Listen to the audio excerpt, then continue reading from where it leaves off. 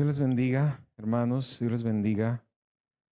Qué bueno que estén aquí, qué bueno que pudieron asistir en esta noche. Amén. Pues vamos a pedirle al Señor que nos hable en esta noche y después entramos ya a nuestro estudio. Amén. Señor, gracias porque tu palabra, Señor, alumbra. Señor, tu palabra hace entender a los simples, Señor. Y en nosotros creo que sigue habiendo algo de simpleza, Señor. A veces incluso algo de tinieblas, Padre. Sabemos que tu palabra es la que nos da vista, Señor, y hace que todo nuestro ser se llene de luz. Háblanos y que podamos eh, aprovechar este tiempo, Señor, crecer en la gracia, crecer en tu presencia. En el nombre de Cristo Jesús. Amén. Bueno, el título de nuestro estudio de esta noche es La esperanza que se ve no es esperanza. Y nuestro texto base es Romanos capítulo 8, versículos 18 al 25. La esperanza que se ve no es esperanza. Romanos capítulo 8, versículos 18 al 25. Y vamos a leer juntos esta porción de las Escrituras. Pues tengo por cierto que las aflicciones del tiempo presente no son comparables con la gloria venidera que en nosotros ha de manifestarse. Porque el anhelo ardiente de la creación es el aguardar la manifestación de los hijos de Dios. Porque la creación fue sujetada a vanidad, no por su propia voluntad, sino por causa del que la sujetó en esperanza. Porque también la creación misma será libertada de la esclavitud de corrupción a la libertad gloriosa de los hijos de Dios. Porque sabemos que toda la creación gime a una, y a una está con dolores de parto hasta ahora. Y no solo ella, sino que también nosotros mismos, que tenemos las primicias del Espíritu, nosotros también gemimos dentro de nosotros mismos, esperando la adopción, la redención de nuestro cuerpo. Porque en esperanza fuimos salvos, pero la esperanza que se ve no es esperanza, porque lo que alguno ve, ¿a qué esperarlo? Pero si esperamos lo que no vemos, con paciencia lo aguardamos. Bueno, en esta porción de las Escrituras, el apóstol Pablo pasa de hablar acerca de la gloria de la adopción en la familia de Dios a hablar del estado caótico y terrible del mundo presente. Vea toda la creación esperando la gloria que será en la segunda venida de Cristo, dejando en claro que por el momento la creación entera está sometida a la esclavitud de la corrupción del pecado. Él dice, miren, la creación está esperando la gloria de la segunda venida de Cristo, pero por el momento está sometida a la esclavitud de la corrupción del pecado. Según Pablo, esta corrupción, aunque no ha borrado del todo lo bueno que Dios hizo desde el principio, ¿se acuerdan que Dios cada vez que hacía algo en Génesis 1, decía, y vio Dios que era bueno? ¿Sí? Eh, eh, esta corrupción hace que el mundo se marchite y que su belleza, su encanto, las cosas buenas, maravillosas que hay en él, a veces no sean muy visibles o no sean tan visibles. Entonces, Pablo dice que esta, hermanos, la corrupción del pecado, es la razón por la que el mundo es caduco. El mundo está esclavizado en la corrupción del pecado, pero también dice que a pesar de esta situación o de esta condición, la creación está esperando su liberación plena cuando Jesucristo venga. ¿Amén? La creación está esperando liberarse de la esclavitud, de la corrupción, del pecado. Y para que podamos entender esto, el apóstol Pablo utiliza ideas claras que cualquier judío podía entender en su época, ¿sí? Él habla de una edad presente y de una edad por venir, una edad presente mala y una edad por venir en donde la gloria de Dios se manifestará. Entonces, dice, miren, para que entiendan cuál es la situación de la creación, cómo gime, ¿verdad?, por su liberación, por liberarse de la corrupción del pecado, les voy a hablar en términos que puedan entender. Ustedes judíos creen en la edad presente y en una edad por venir y voy a hablarles en estos términos. Entonces, en este sentido, debemos saber que los judíos piensan, y hablo de presente porque para ellos el Mesías todavía no ha venido y el reino de los cielos todavía no ha sido establecido en la tierra, ¿sí? Los judíos piensan que la edad presente es totalmente mala, sometida al pecado, a la muerte y a la corrupción. Pero también creen que tarde que temprano llegará el día del Señor, que es la venida del Mesías que establecerá o establecería el reino de los cielos en la tierra, que será un día de juicio en el que se sacudirán hasta los cimientos del mundo y del cual surgirá un nuevo mundo. ¿Sí? Esta es una idea que tienen los judíos de una renovación del mundo, que el mundo va a ser renovado. Amén. Y aunque este es un pensamiento judío, de hecho también es una promesa que encontramos en las Escrituras y que en el Antiguo Testamento incluso, ¿verdad?, se menciona de manera, aunque de manera sencilla, pero contundente. Isaías 65:17, vamos a leerlo. Vamos a ver la promesa de la renovación del mundo, del día en que, del día del Señor, que traerá juicio, que sacudirá los cimientos de la tierra y que surgirá un nuevo mundo, en la boca del profeta Isaías. Isaías 65:17 dice, porque he aquí que yo crearé, ¿qué dice Dios? Yo crearé nuevos cielos y ¿qué? Y nueva tierra. Y de lo primero no habrá memoria, ni más vendrá al pensamiento. Amén. Entonces, esta idea de los judíos no era una idea contraria a las Escrituras. Era una idea conforme a las Escrituras. Y Pablo les está hablando del gemir de la creación, ¿sí? Del deseo de redención de la creación a través de su pensamiento y de las Escrituras. Miren, de hecho, en la época intertestamentaria, o sea, entre el último profeta del Antiguo Testamento y la llegada de nuestro Señor Jesucristo, ¿sí?, que fue el tiempo cuando los judíos fueron mayormente oprimidos, esclavizados y perseguidos.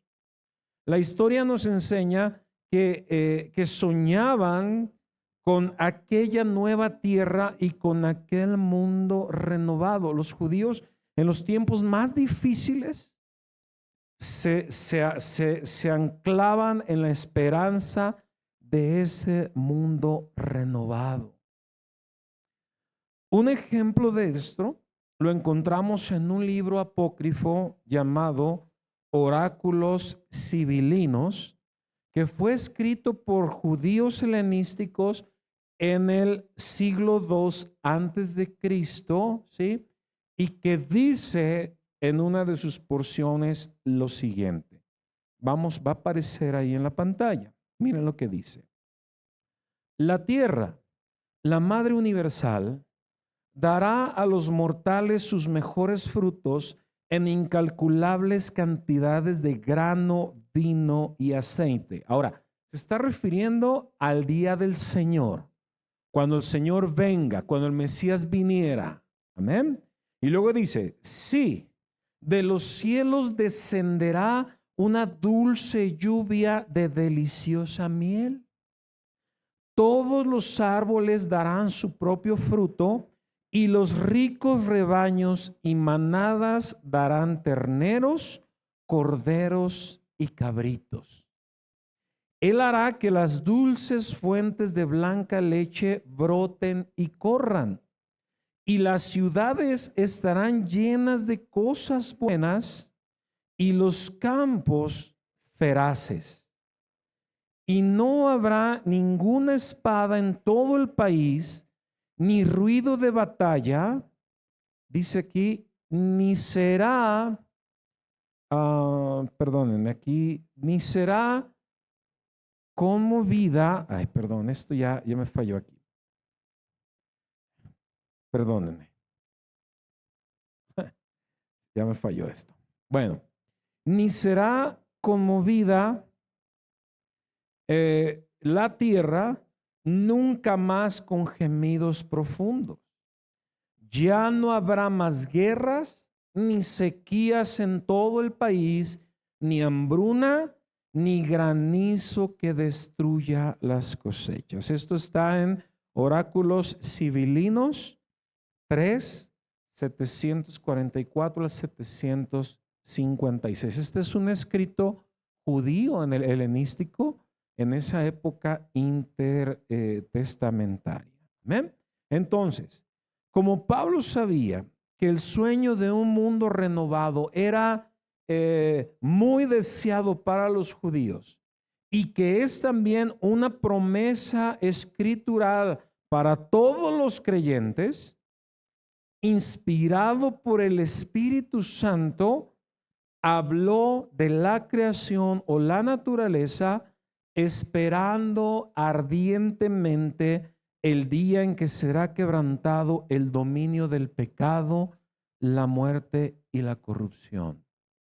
Cuando venga de manera definitiva la gloria de Dios en la segunda venida de Cristo. Amén. Amén. Si continuamos adelante, Pablo dice también que el estado de la naturaleza, hermanos, y esto es muy importante, es aún peor que el de los seres humanos. ¿Y saben por qué?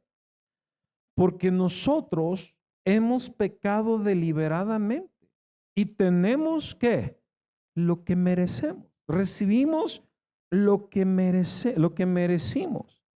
Sin embargo, la creación, dice la Escritura, fue sojuzgada involuntariamente. La creación fue involuntaria e inconscientemente involucrada en las consecuencias del pecado humano, como podemos verlo en Génesis 3:17. ¿Quién pecó en el huerto del Edén? ¿La creación o el hombre? ¿Quién pecó? El hombre, ¿verdad? La creación no pecó. Pecó el hombre. La naturaleza no pecó. ¿Quién pecó? Pecó el hombre.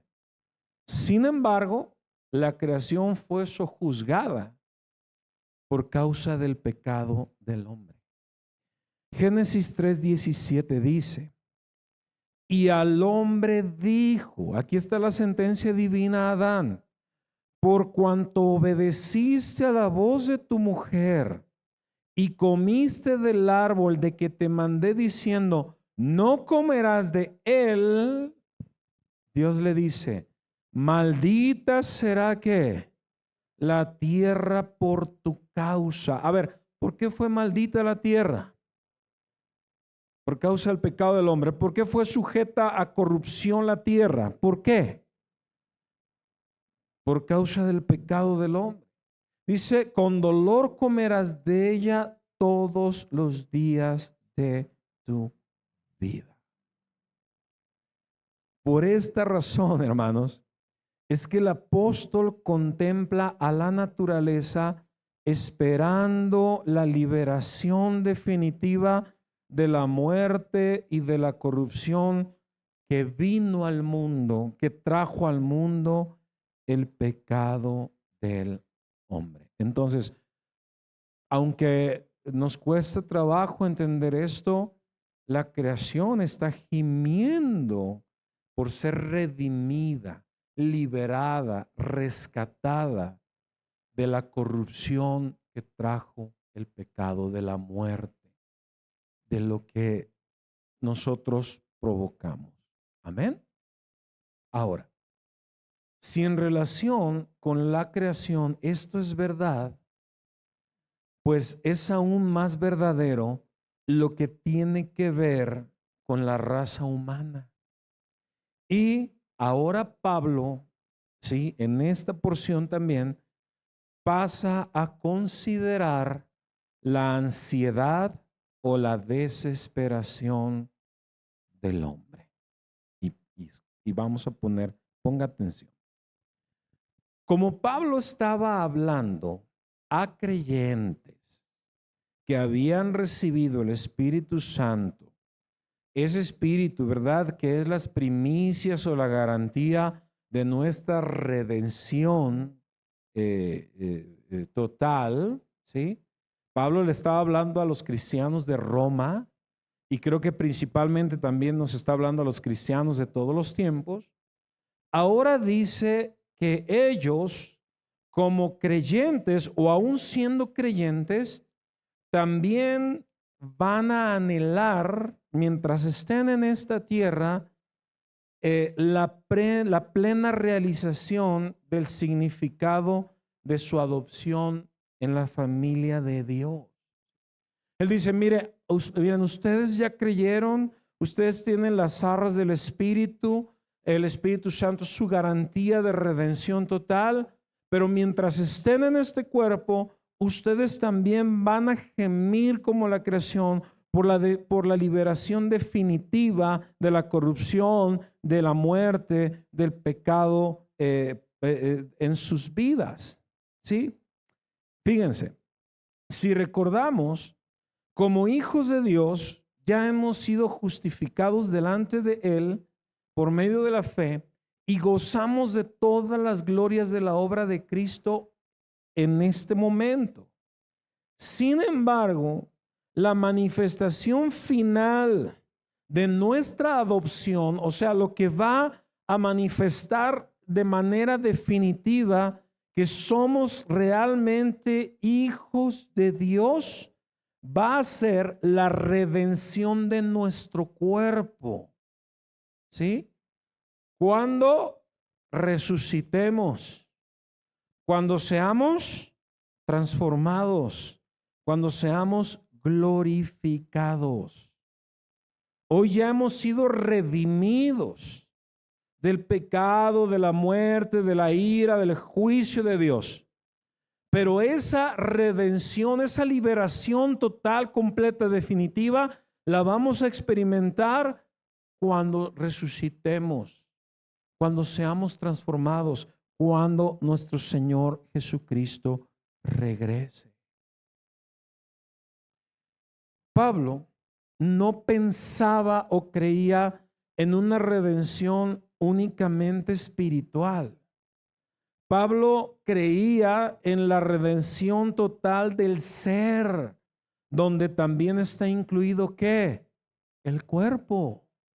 No solo el espíritu, el alma, sino también ¿qué? El cuerpo. ¿Sí?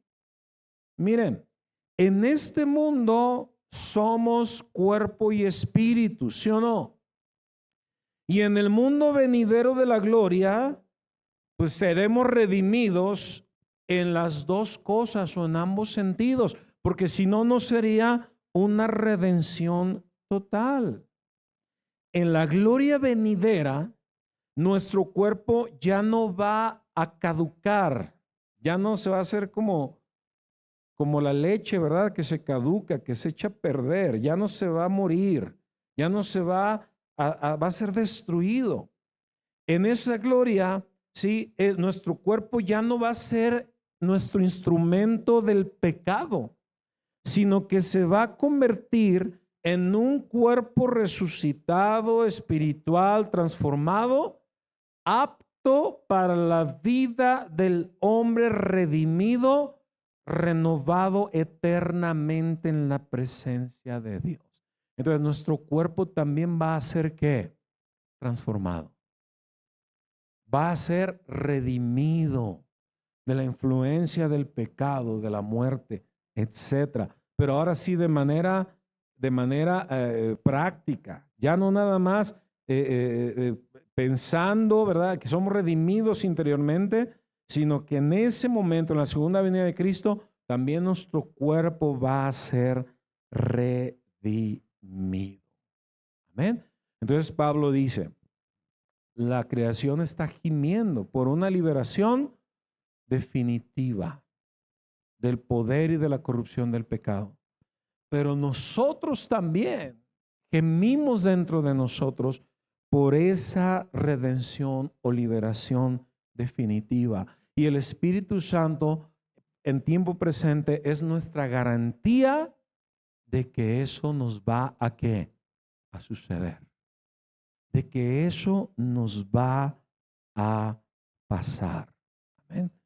Entonces, nosotros no podemos pensar en términos únicamente de una redención o transformación espiritual. Tenemos que pensar en términos de una redención o transformación de nuestro ser completo, que se va a concluir o a completar cuando nuestro Señor venga. Amén. Por eso es que la iglesia se atrevía a decir, sí ven, Señor Jesús. Sí ven. Por eso Pablo decía, porque es muchísimo mejor estar con Cristo que estar en esta carne. Porque entendían que cuando Cristo venga por segunda ocasión, cuando venga la redención definitiva, vamos a ser libres de todo esto que estamos cargando.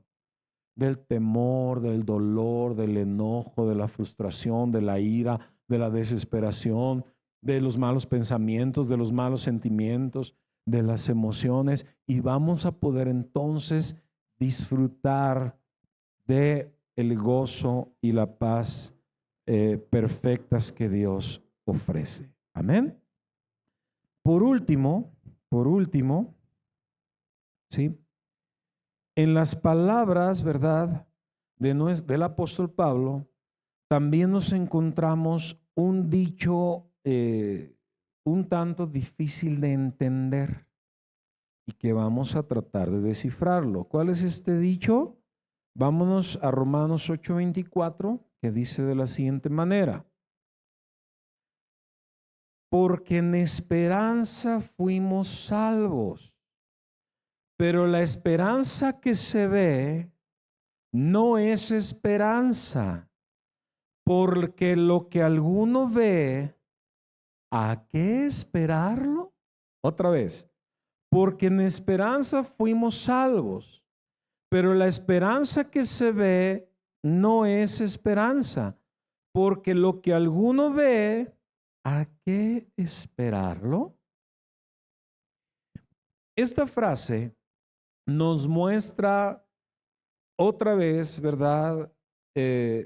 Una verdad preciosa que iluminaba la vida de Pablo y que hacía que su situación humana nunca fuera desesperada. Yo creo que aquí nos conviene poner mucha atención, porque si yo soy honesto, mi vida muchas veces es desesperada. ¿Tu vida es desesperada o no? ¿Verdad? Entonces aquí hay una verdad que hacía que la vida de Pablo nunca fuera desesperada. Amén. Aquí hay una verdad que hacía posible que él no fuera un hombre pesimista, sino que caminara con optimismo. ¿Y cuál es esta verdad? ¿Cuál creen que es? Pues la idea de la redención futura del cuerpo junto con el alma que ya mencionamos, ¿sí?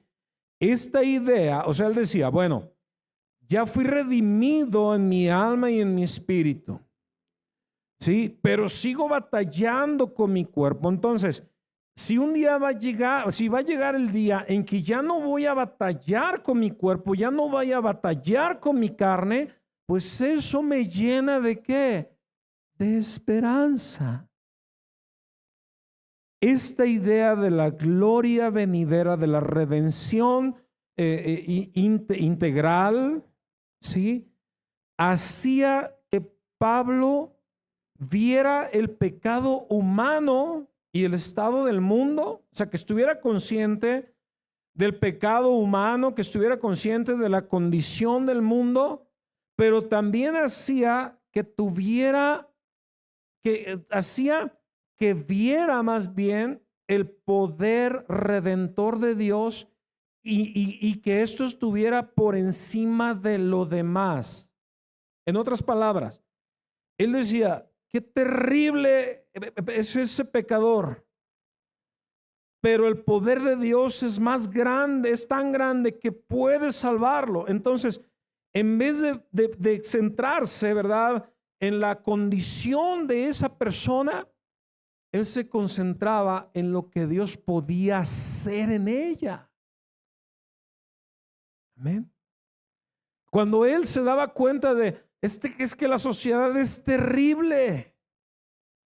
Es que, por ejemplo, la política es terrible, pero cuando él recordaba que la Biblia dice que oremos por nuestras autoridades que están en inminencia para que gobiernen con justicia, él recordaba que Dios tenía el poder incluso para cambiar los corazones de ellos. Y entonces su pensamiento permanecía como positivo, con esperanza. Hermanos, Pablo veía todo con la esperanza de la redención futura o completa. ¿Y saben qué pasó? La vida para él no fue una vida de espera desesperada del trágico final de un mundo gobernado por el pecado, la muerte o la corrupción. Sí, la vida para él era una anticipación anhelante de la liberación, la renovación y la recreación que va a obrar la gloria y el poder de Dios de manera definitiva algún día. Él decía, ok, hoy esto está así, pero esto un día va a cambiar. Ok, estoy sufriendo esto, pero esto un día va a cambiar, porque Cristo va a venir, porque voy a ser redimido. Ok, hoy todo es un caos, todo está terrible, pero un día Dios con su poder lo va a cambiar todo de manera gloriosa y de manera definitiva. Amén. Con todo esto, hermanos, podemos concluir que para Pablo la vida no era un camino fatigoso y frustrante, cosa que para nosotros a veces lo sigue siendo,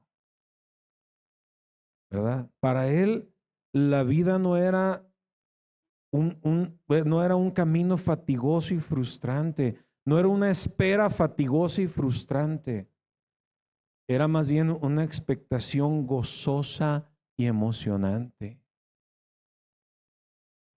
O sea, es como cuando tú eras un niño y la esperanza de ir tal vez de vacaciones en 6 meses te mantenía contento y gozoso porque sabías que ibas a tener un tiempo de disfrute que querías mucho. Entonces, eso no te impedía, ¿verdad?, sufrir situaciones, padecer circunstancias, pero había algo bueno adelante que te hacía estar bien, de buen ánimo, de buen ánimo. Amén. Entonces, él tenía una vida gozosa, él tenía una vida emocionante. Para Pablo, los rebeldes, los apóstatas incluso se convertían en un reto para él. El abandono se convertía en algo, en algo que brincar, que vencer.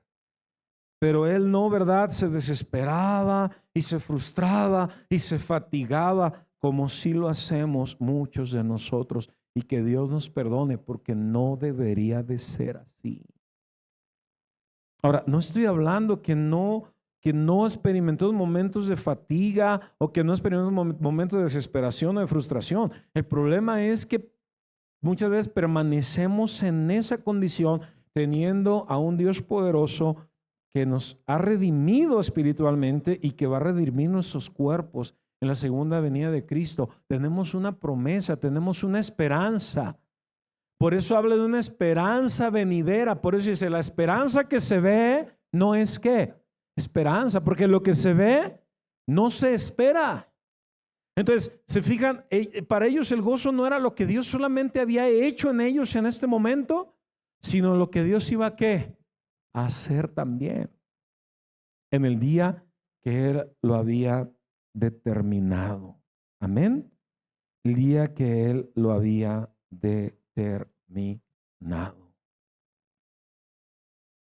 Y hermanos, aunque como cristianos estamos involucrados en la situación humana y por dentro tenemos que luchar con nuestra propia naturaleza pecadora, y por fuera tenemos que vivir en un mundo de muerte y de corrupción, debemos ser como Pablo.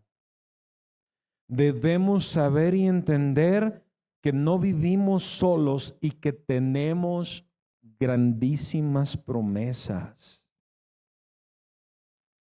Vivimos en Cristo, ¿sí o no? Y Cristo vive en nosotros. Y Él vive en nosotros por medio de su palabra. Y su palabra nos promete una redención futura, completa. Por esto o por esta razón es que no debemos mirar solamente a las cosas de este mundo.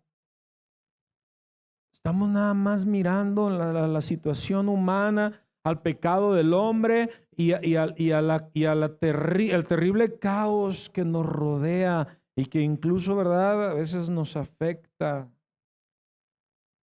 sino que tenemos principalmente que mirar a Dios y a las promesas de su preciosa palabra.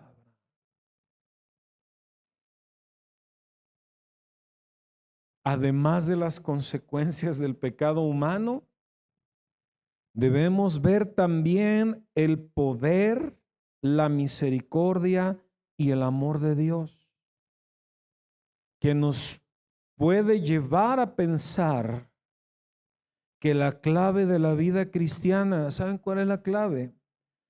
Es la esperanza que tenemos de la redención completa que Dios ha prometido. Y nunca la desesperación que puede producir este mundo en nosotros. Por eso es que a veces no podemos vivir la vida cristiana como debemos hacerlo. Por eso es que no podemos estar en el gozo del Señor. Por eso es que no podemos estar en la paz que el Señor ya nos dio, porque no estamos mirando a la esperanza. Dios puede cambiarlo. Dios puede cambiar a mi hija, a mi hijo, Dios puede cambiar a mi esposo, y si hoy no pasa, mañana puede pasar, y Dios es poderoso, y si hoy no pasa, va a venir un día, y si hoy mi situación es terrible, un día va a cambiar, porque Dios ha prometido, y lo que pueda pasar en esta vida no se compara con las glorias venideras que Dios me ha prometido.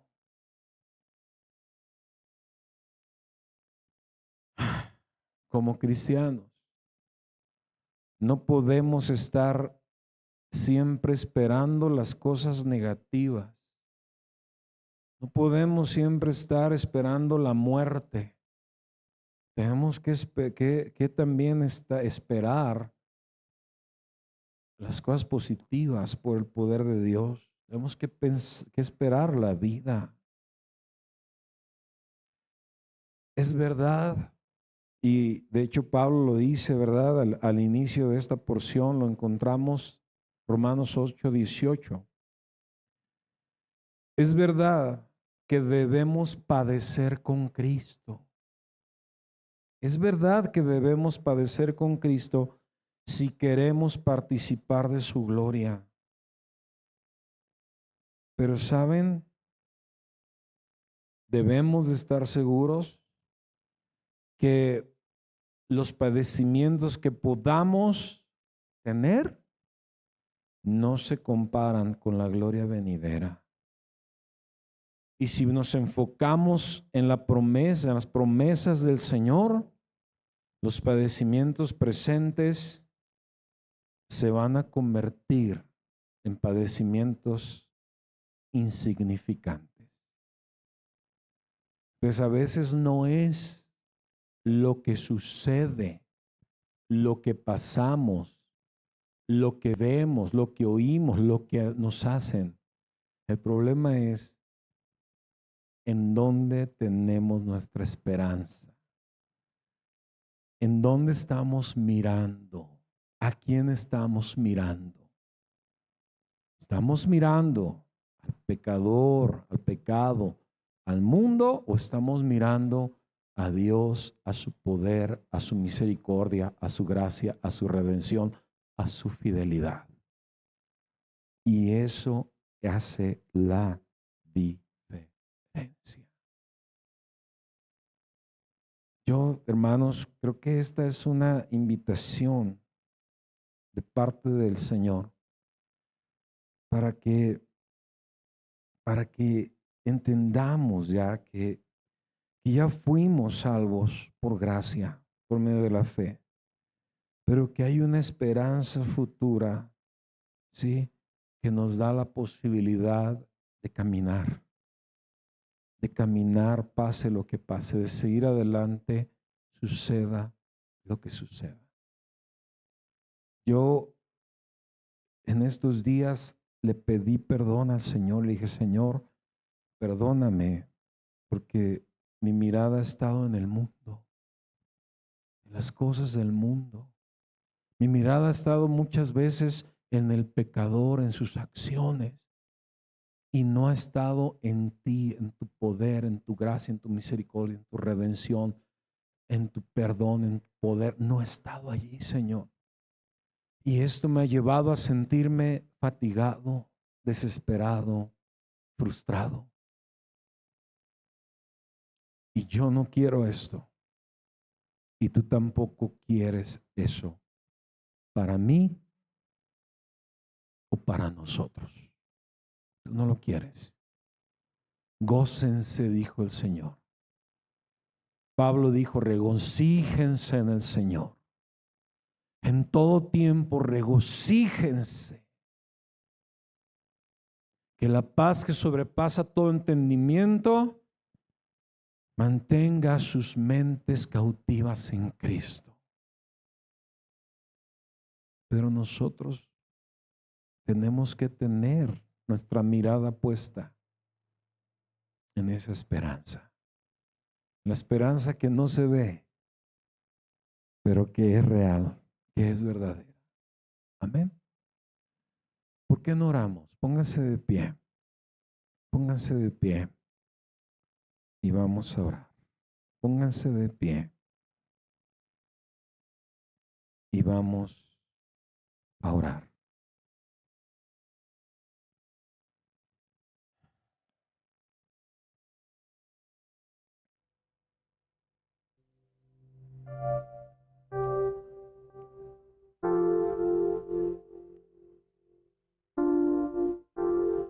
Señor, te damos gracias porque tenemos actualmente la posibilidad, Señor, de escuchar tu voz, de seguir escuchando tu voz, Padre, en medio de la corrupción del pecado del mundo, de la corrupción que hay en nuestra carne, Señor. Y estamos agradecidos y contentos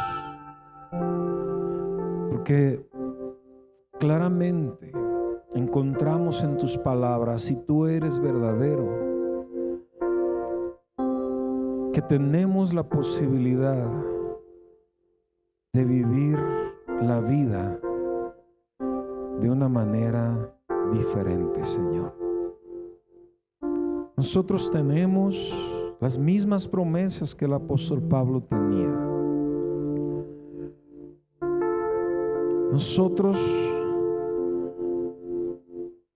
somos llamados a creer en esa renovación, Señor.